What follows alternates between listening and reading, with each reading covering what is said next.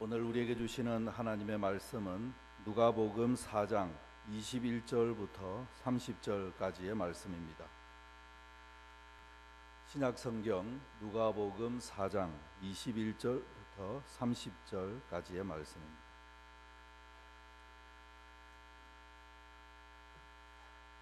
이제 다 찾으신 줄 알고 봉독해 드립니다.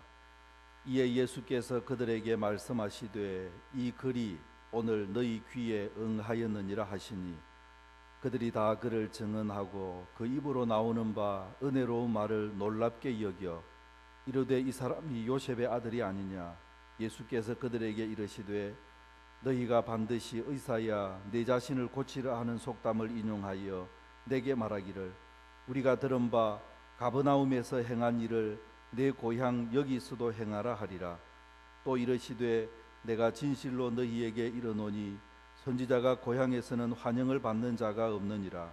내가 참으로 너희에게 이르노니 엘리야 시대에 하늘이 3년 6개월간 닫히어 온 땅에 큰 흉년이 들었을 때에 이스라엘에 많은 과부가 있었으되 엘리야가 그중 한 사람에게도 보내심을 받지 않고 오직 시돈 땅에 있는 사렙다의 한 과부에게 뿐이었으며 또 선지자 엘리사 때에 이스라엘에 많은 나병 환자가 있었으되 그 중에 한 사람도 깨끗함을 얻지 못하고 오직 수리아 사람 나아만 뿐이었느니라.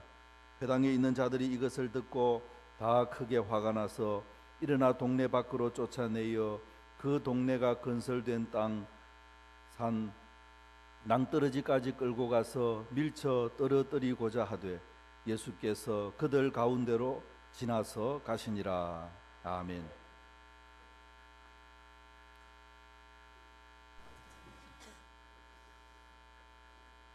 어떤 사장님이 전 직원을 불러 모아놓고 자기가 그동안에 주어들은 유머를 들려주었습니다. 연결이 잘 되지도 않는 것임에도 불구하고 모든 직원들은 아주 재미있다는 듯이 크게 웃었습니다. 그런데 한 직원은 웃지를 않는 것입니다. 사장님이 불쾌해서 그 직원에게 물었습니다.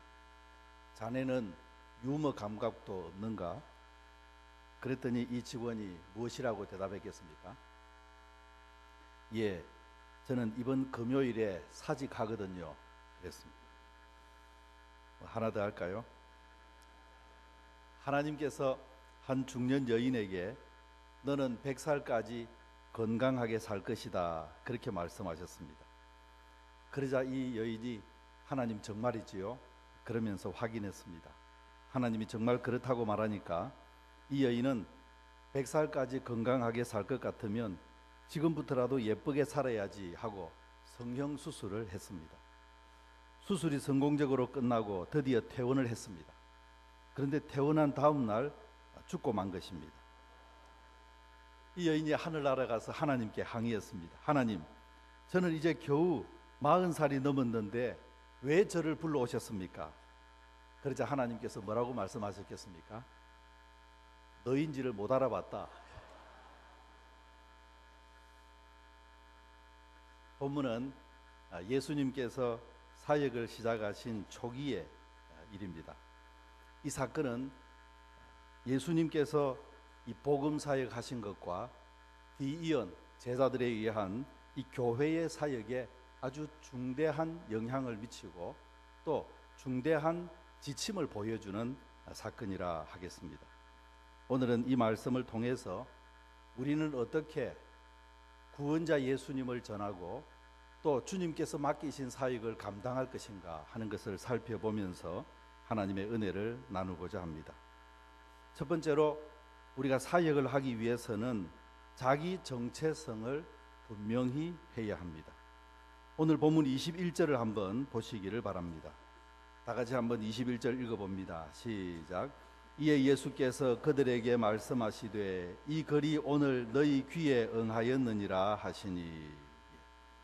지금 예수님께서는 이 글이 오늘 너희 귀에 응하였느니라 그렇게 말씀하셨습니다.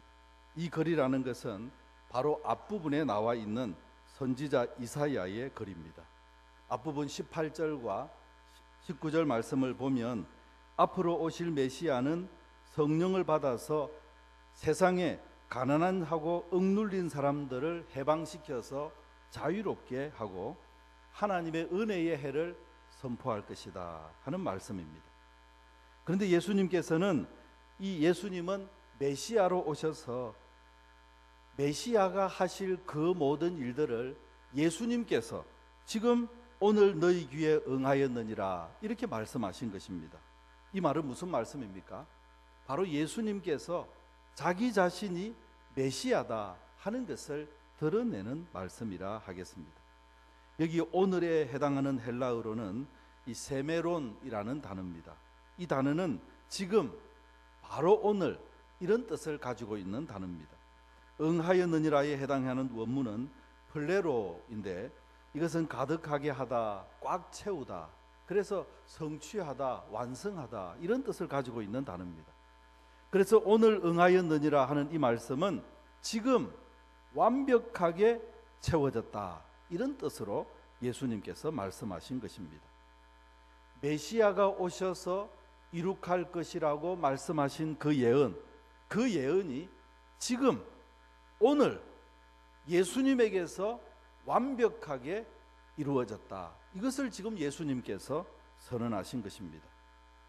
그러니까 예수님께서 이 세상에 사역하실 때에 지금 사역 초기의 이야기니까요. 예수님께서 사역을 하실 때에 예수님은 메시아로서 내가 무슨 일을 해야 하는지에 대한 분명한 자기 인식을 가지고 계셨다 하는 말씀입니다. 예수님은 이 땅에서 구원자로 사셔야 한다는 그 자기 인식이 분명하셨기 때문에 예수님께서는 어떤 유혹도 이겨낼 수가 있었습니다. 세상에 아무리 좋은 것을 다 준다 하더라도, 마귀가 온 천하 영광을 다 준다 하더라도 그것을 물리치고 기꺼이 그 험한 죽음의 십자가를 주님께서 받으실 수 있었던 것은 예수님께서 메시아로서 내가 어떻게 해야 이 구원 사역을 이룰 수 있을 것인가 하는 데 대한 분명한 자기 확신을 가지고 계셨기 때문이다 하는 말씀입니다. 교회를 섬기고 봉사하는 데 있어서도 마찬가지입니다. 내가 교회에서 누구이며 그리고 내가 교회에서 맡은 사명이 무엇인가 하는 것을 이 분명하게 아는 사람, 그들이 교회를 제대로 섬기고 교회에서 가장 멋지는 일꾼으로 사명을 감당할 수 있습니다. 오늘 주보를 보시면 안수집사 권사 후보 지원을 받는다 하는 광고가 났습니다. 3월 중순경에 우리 교회는 안수집사 권사를 선출하는 선거를 할 예정입니다. 우리 교회는 보통 교회와는 다르게 안수집사와 권사를 선택합니다. 어떤 다른 점을 여러분들 발견하셨습니까? 당장 오늘 주보에 안수집사 권사 하시고 싶은 분은 지원하십시오, 신청하십시오. 이것이 다른 것이죠. 다른 교회에서는 안수집사 권사 지원을 받아서 선출하지는 않지 않습니까? 우리 교회는 지원한 사람들을 대상으로 당회에서 심사해서 최종 후보자를 선택하여 그들을 공천합니다. 그러면 이 공천된 사람들을 전 교우들이 투표해서 선출하게 되는 것입니다. 이렇게 특이하게 선거를 하는 이유는 무엇입니까? 무엇보다도 이 교회의 직분이라는 것은 섬기는 직분이다 하는 것을 강조하기 위함입니다. 교회의 직분자가 다 가져야 되는 가장 기초적이고 가장 중요한 이 공통적인 의식이 있다면, 자기 인식이 있다면 그것은 나는 섬기는 사람이다 하는 인식입니다. 나는 섬기는 사람이라는 이 의식은 자원할 때에 나오게 됩니다. 누가 강제로 떠맡겨 가지고는 이 제대로 된 섬김이 나오지 않게 된다는 말씀입니다.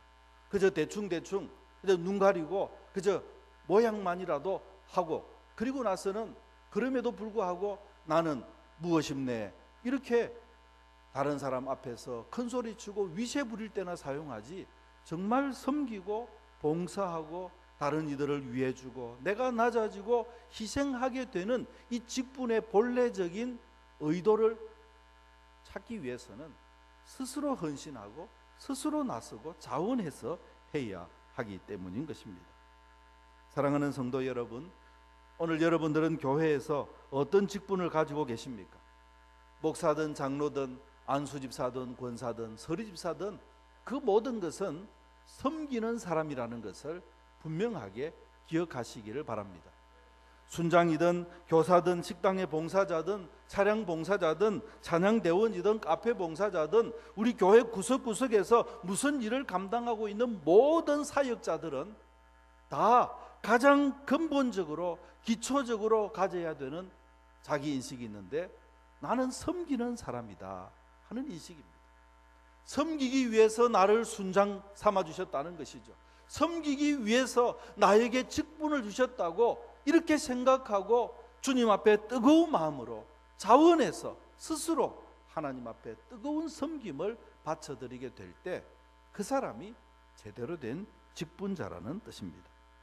그래서 교회의 직분은 섬기고 봉사하고 하나님의 영광을 위해서 나 자신을 다 쓰고 그리고 아낌없이 스스로 희생하는 그런 사람들이 직분자인데, 그렇게 되기 위해서는 이 일에는 다른 것보다도 스스로 자원해서 내가 희생하겠습니다, 내가 섬기겠습니다, 내가 누구보다도 앞장서서 십자가를 지겠습니다, 이렇게 헌신하는 자원함이 필요하기 때문이라 하겠습니다. 제가 이렇게까지 말씀드리면, 아니 그러면 지난해 가을에 장로 선거를 했는데 거기는 장로 되겠다고 지원을 안 받은 것 같은데요, 이렇게 아마 물어보실 분들이 계실 것입니다. 장로는 안수집사와 권사 가운데서 선출하기 때문에 그분들은 이미 자원한 사람이다 하는 것을 담고 있습니다. 장로 선거의 중요한 점은 교인들의 대표를 뽑는다는 데 있습니다. 안수집사와 권사는 교회에 직접적으로 가장 이제 일선에서 섬기고 봉사하고 일할 사람들을 뽑는 것이라면, 장로는 교인의 대표로 교회의 중요한 일들을 결정하고 그리고 또 나아가서 물론 섬기는 직분이니까 교인들을 섬기는 사람을 선출하는 것입니다. 그래서 그 장로 선거는 교인의 대표를 선출하는 이 교인의 선택에 더 큰 비중을 두었기 때문에 우리가 모든 교인들에게 자격만 공시하고 그저 본인들이 하나님 앞에 기도하면서 하나님이 원하시는 일꾼은 누구입니까? 그것을 질문해서 마음껏 선택하게, 그렇게 한 것이 장로 선거라 하겠습니다. 그렇지만 근본적으로 이 장로 선거도 자원하는 사람, 내가 앞서서 섬기고 교회의 모든 십자가를 먼저 지겠다고 결단하는 사람들을 선택하는 것이라 하는 뜻입니다. 교회의 모든 직분은 섬기기 위한 직분입니다. 결코 명예직이거나 또 권세를 부리기 위해서 직분자로 세우는 것이 결코 아닙니다. 다른 사람보다 먼저 십자가를 지고 그리고 다른 사람보다 먼저 앞서 나가서 헌신하고 다른 사람들보다 더 많이 주님 앞에 교우들의 마음을 헤아리려고 하는 섬김이 기본이 되어져 있는 사람, 그들이 제대로 된 일꾼이 될 때에 우리 교회가 건강한 교회가 될 것이기 때문입니다. 그러므로 이런 생각을 가지시고 이번에 안수집사와 권사에 많이 지원하시기를 바랍니다. 지원함은 먼저 희생하고 먼저 섬기겠다는 것을 밝히는 뜻입니다. 따라서 교회의 직분이라는 것은 사모하면 사모할수록, 갈급하면 갈급할수록 우리의 신앙은 더욱더 성장하게 되고 또 주님을 더 많이 닮게 되고 누구보다도 십자가를 지는 것을 즐거워하기 때문에 그 자신이 예수님을 닮아가는 아름다운 신앙의 삶을 살게 되는 것입니다. 이제 오늘 공고가 났으니 기도하시면서 나는 무엇으로 우리 교회를 섬길 것인가, 나는 우리 교회를 위해서 무엇을 할 수 있는가, 이것을 스스로 질문해보고 모든 교우들이 지원하게 되기를 바랍니다. 지원하는 교우뿐만 아니라 우리 오늘 모든 교우들도 오늘 주보에 나와 있는 자격을 자세하게 읽어보시고 스스로 나도 어떤 면에서 준비해야 될 것인가, 나는 어떻게 나 자신을 세워가게 될 때 우리 교회의 일꾼이 될 것인가 생각하시면서 준비하시는 성도들이 되시기를 바랍니다. 두 번째로 예수님의 사역은 성령이 임함으로 시작되었습니다. 예수님이 세례를 받으시자 성령이 비둘기같이 예수님에게 임하셨다, 그렇게 성경은 말씀하고 있지 않습니까? 그 이후부터 이 누가복음 3장에 예수님의 세례가 나오는데, 그 세례 받으시고 성령이 임하시고 난 이후부터 예수님은 가시는 곳마다 성령님과 함께하는 사역을 했습니다. 성령 충만해서 성령님으로 말미암는 하나님의 능력이 예수님을 통해 드러났습니다. 그래서 오늘 본문 앞부분에 나오는 누가복음 4장 14절의 말씀을 보면 이렇게 말씀합니다. 예수께서 성령의 능력으로 갈릴리에 돌아가시니 그 소문이 사방에 퍼졌다. 예수님께서 사역의 거점으로 삼으신 곳은 가버나움이라는 곳입니다. 그 이유가 있습니다. 이 가버나움은 지난번 제가 성지순례 그 강의를 쭉 할 때에도 이제 말씀을 드렸습니다마는, 이 가버나움은 교통의 요지이기 때문에 갈릴리에 있는 모든 사람들이 이 가버나움으로 모입니다. 그래서 가버나움에서 일어났던 일들은 삽시간에 갈릴리 전역으로 퍼져나가게 되어 있는 그런 구조가 가버나움입니다. 그래서 예수님께서 이 가버나움을 선교 거점으로 삼으신 이유는 예수님에 대한 소문이 분명 가버나움에서만 일어났는데도 불구하고 수많은 사람들이 왕래하면서 자연스럽게 그 주변 모든 일대에 퍼졌기 때문인 것입니다. 그래서 성경을 가만히 보면 예수님께서 이렇게 하시자 갈릴리 모든 사람들이 다 들었다, 이런 말씀 성경 구절에 많이 있지 않습니까? 그것은 바로 소문의 소문으로, 입에서 입으로, 그렇게 또 직접 본 사람들이 각기 자기의 고장으로 마을로 돌아가서 예수님에 대한 말씀들을 전했기 때문이라 하겠습니다. 오늘 본문은 예수님께서 고향 나사렛에 와서 말씀을 전하셨는데 그 반응이 뜨거웠다고 말씀하고 있습니다. 본문 22절의 말씀을 보면 그들이 다 그를 증언하고 그 입으로 나오는 바 은혜로운 말을 놀랍게 여겨, 그렇게 말씀하고 있습니다. 여기서 놀랍게 여겼다 하는 이 헬라어 단어는 다우마조라는 단어입니다. 이 말에는 칭찬한다 하는 의미가 들어있는 단어입니다. 그러니까 좋은 의미로 놀랐다, 그래서 경탄했다, 탐복했다, 이런 뜻을 가지고 있는 말입니다. 그 사람들 중에는 이미 가버나움에서 예수님께서 성령님의 능력으로 행하시는 그 많은 일들을 바라본 사람들이 직접 그 자리에 와 있었기 때문입니다. 또 자기가 직접 보지 못했다 하더라도 예수님에 대한 좋은 소문들을 들었는데, 그 예수님이 지금 안식일에 이 나사렛 회당에 오셔서 우리에게 말씀을 전하시니까 사람들의 가슴이 뜨거워지게 된 것이라 하는 뜻입니다.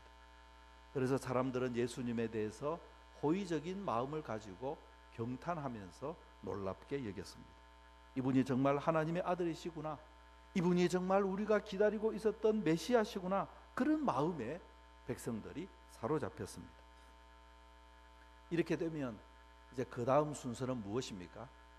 그 다음 순서는 자연스럽게 이 사람들이 예수님 앞에 나와서 주님께 자신의 마음을 고백하고, 그리고 예수님을 영접해서 주님과 함께하는 참 아름다운 천국의 잔치가 이루어져야 하는 것이 그 다음 당연한 수순이 아니겠습니까? 그런데 오늘 성경 말씀을 보면, 본문 말씀 다음에 보면 전혀 뜻밖의 결과가 그 다음에 일어난 것을 봅니다. 이 사람들은 놀랍게도 예수님을 거부했습니다.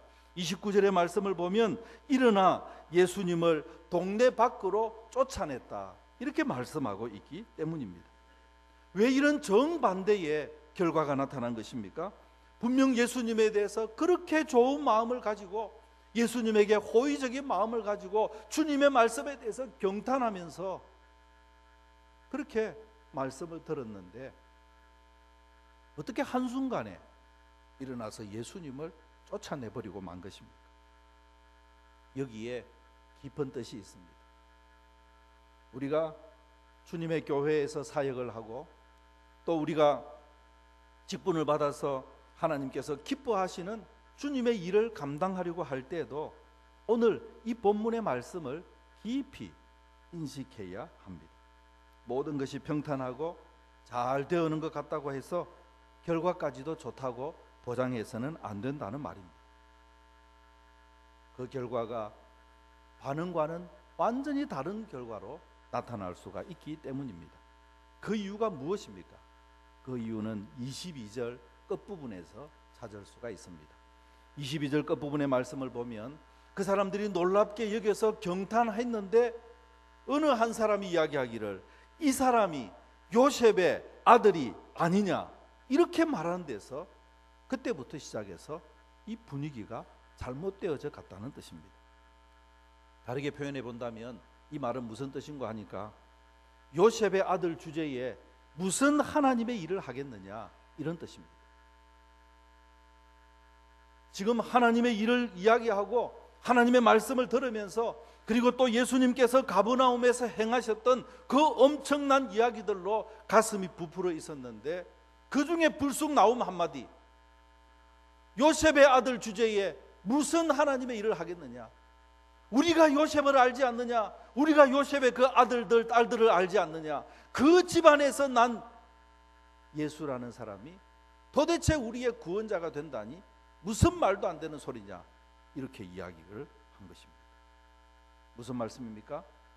들떠 있었던 사람들, 하나님의 구원에 대해서 감격하고 사모했던 사람들, 그들 마음 가운데 의심의 말이 던져지니까, 그리고 그 의심이 그들 가슴 속에 박혀서 이제 계속해서 의심이 키워져 가고 하니까 그 의심이 불신이 되어져서 결국에는 예수님을 배척하게 된 것이라는 말씀입니다. 그래서 야고보서 1장 6절과 7절의 말씀을 보면 이렇게 말씀합니다. 오직 믿음으로 구하고 조금도 의심하지 말라. 의심하는 자는 마치 바람에 밀려 요동하는 바다 물결 같으니 이런 사람은 무엇이든지 주께 얻기를 생각하지 말라. 의심이 들어가면 관계가 파괴됩니다. 아무리 좋은 생각이라 하더라도 의심을 거기에 불어넣으면 거기에서 온갖 좋지 않은 일들을 다 발견해 낼 수가 있는 것이 바로 우리 인생입니다. 왜냐하면 우리 인생은 연약한 존재이기 때문입니다.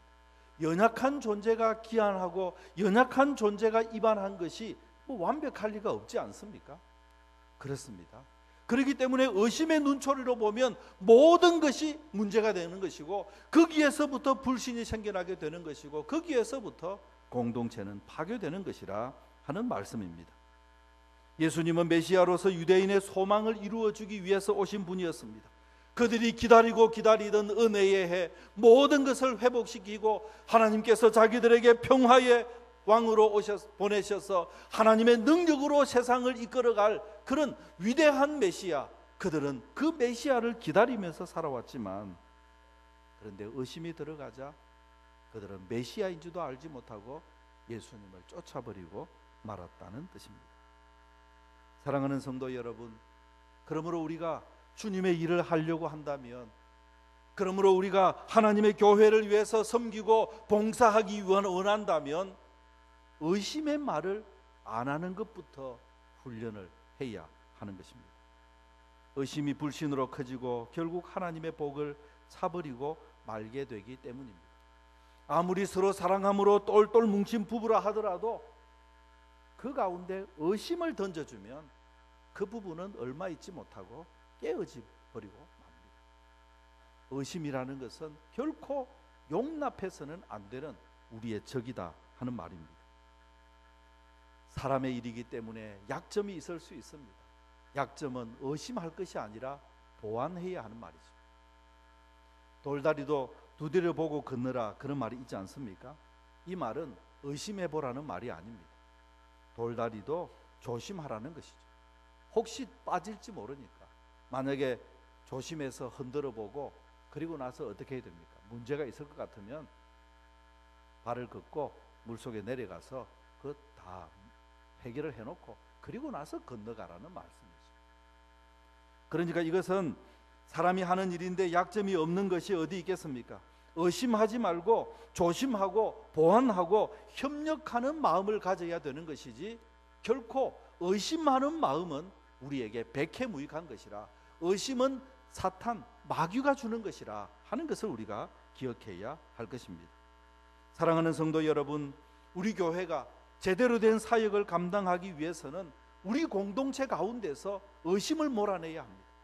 의심하는 말을 하는 사람, 그들에게 대해서는 우리가 자꾸만 의심하는 사람이 안 되도록, 그에게 정말 믿음의 사람이 되도록 그렇게 훈련하고 교육하고 가르쳐야 하는 것입니다.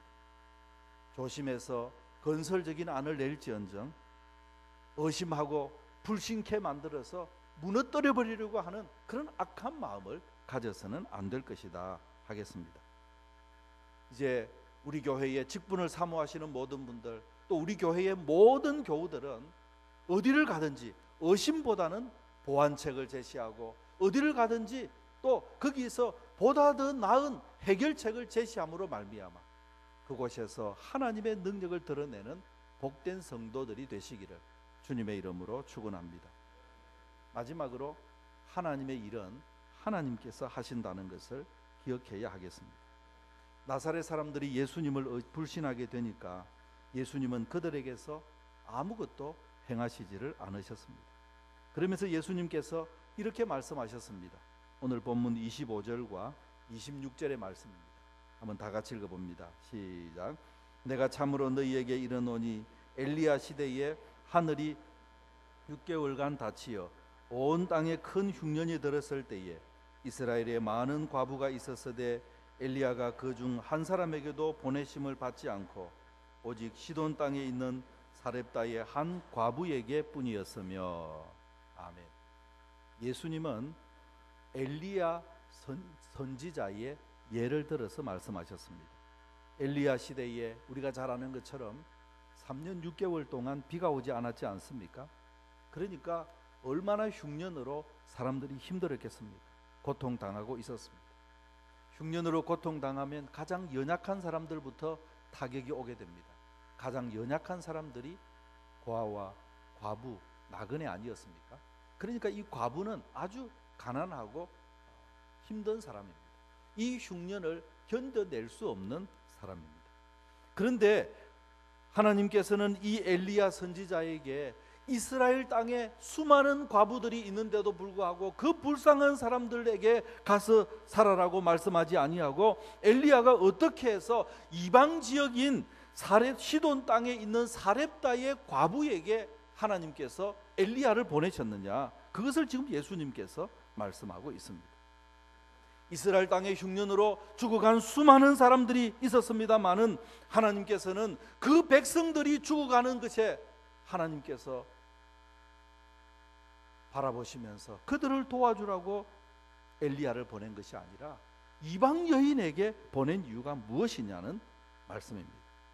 그것은 바로 이스라엘 백성들은 믿지 아니했고, 이스라엘 백성들은 우상에게 달려가기 바빴고, 힘들고 어려울수록 도리어 더 우상에게 가까이 다가가서 우리에게 풍년을 달라고, 바알 신은 풍년을 주는 신이 아니냐고 그렇게 하면서 풍년을 달라고, 비를 달라고 그렇게 기도했지만, 이 이방인 사렙다 과부는 전적으로 엘리야 선지자를 믿고 하나님을 신뢰했기 때문이라는 것입니다.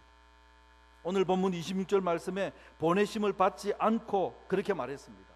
엘리야 스스로가 사렙다 땅으로 간 것이 아니라는 말입니다. 엘리야 스스로가 간 것이 아니라 하나님께서 믿음의 사람이 있는 곳에 가서 그곳에 하나님의 역사를 드러내라. 이것이 하나님의 사역이었다는 것입니다. 하나님이 주체십니다. 오늘 우리가 성령으로 충만해서 또 우리가 오늘 의심을 몰아내고 믿음으로 주님 앞에 나아가면서 일하겠지만은, 그렇지만 그것조차도 우리 하나님께서 하시는 일이다. 이것을 오늘 본문이 말씀하고 있다는 뜻입니다. 사랑하는 성도 여러분, 진정으로 교회에서 일하며 하나님과 함께하는 하나님의 능력이 드러나는 올 2013년을 보내시고 싶습니까? 그렇다면 다른 것이 아니라 믿음으로 나아가시기를 바랍니다. 하나님께서 하신다는 이 사실을 굳게 신뢰하시기를 바랍니다. 이제 나도 성령으로 충만해서 올 한 해 믿음으로 끝까지 나아가고 어떻게 하든지 의심을 몰아내고 있는 곳에서부터 가장 주님께서 기뻐하시는 뜻을 이루겠다, 그렇게 고백하게 될 때 하나님은 우리를 통해서 올 2013년을 새롭게 만드실 것이다 하는 것입니다. 사랑하는 성도 여러분, 믿음으로 우리와 함께 하시는 하나님 앞에 하나님의 뒤를 따라가면서 살아가서 올 한 해 하나님으로부터 많은 위대한 일들을 경험하는 온 세상에 구원자이신 예수님을 보여주는 복된 성도들 되시기를 주님의 이름으로 축원합니다. 기도하겠습니다. 하나님 아버지, 주님의 은혜와 사랑을 감사합니다. 부족한 저희들을 불러주시고 주님 자녀 삼아주시며 구원자 예수님을 우리에게 모실 수 있도록 해주시니 참으로 감사합니다. 불신했기 때문에 예수님이 가져오는 그 엄청난 축복들을 다 차버렸던 나사렛 사람들과 같이 되지 않게 해주시고, 우리는 예수님을 가슴에 모심으로 말미암아 이제 주님께서 원하시는 뜻으로 우리의 삶을 다 바쳐드려서 우리 교우들이 오래 가는 곳마다, 관계하는 곳마다, 같이 있는 곳마다 그곳에서는 긍정적인 말씀, 하나님의 능력의 말씀, 우리 주님께서 주인 되는 놀라운 사역들이 일어나고 하나님께 영광 돌리는 복의 사람이 되게 하여 주옵소서. 예수님의 이름으로 기도하옵나이다. 아멘.